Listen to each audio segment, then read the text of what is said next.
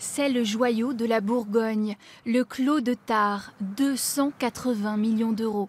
Le domaine viticole le plus cher de France. La famille Pinault se l'est offert en octobre 2017. Clos des Lambrais, domaine Bonneau du Martray, les grands crus en monopole se vendent désormais plus de 100 millions d'euros chacun. Cette spéculation fait flamber les prix de toutes les parcelles de Côte d'Or avec des écarts très importants. De 12 700 euros l'hectare pour une appellation régionale à presque 3 millions d'euros pour un premier cru.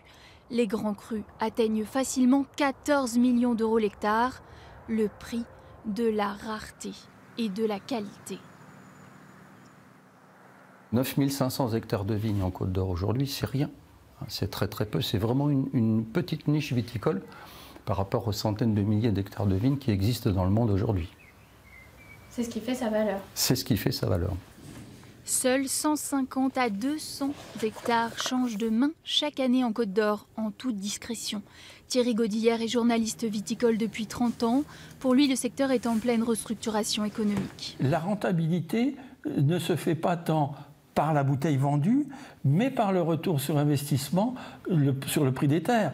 En 5 ans, le prix des terres a été, en Côte d'Or, je parle, le prix des terres viticoles a été multiplié par 3. Fini le propriétaire exploitant. Beaucoup de viticulteurs ont désormais recours à des groupements fonciers viticoles pour accéder à la terre. Il y a des investisseurs qui achètent des parts dans un groupement foncier, tout simplement. Et chaque année, ils sont rémunérés par des bouteilles sur la production.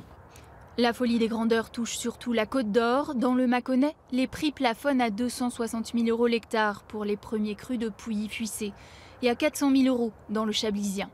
Ces vignobles bourguignons pourraient devenir la nouvelle terre promise.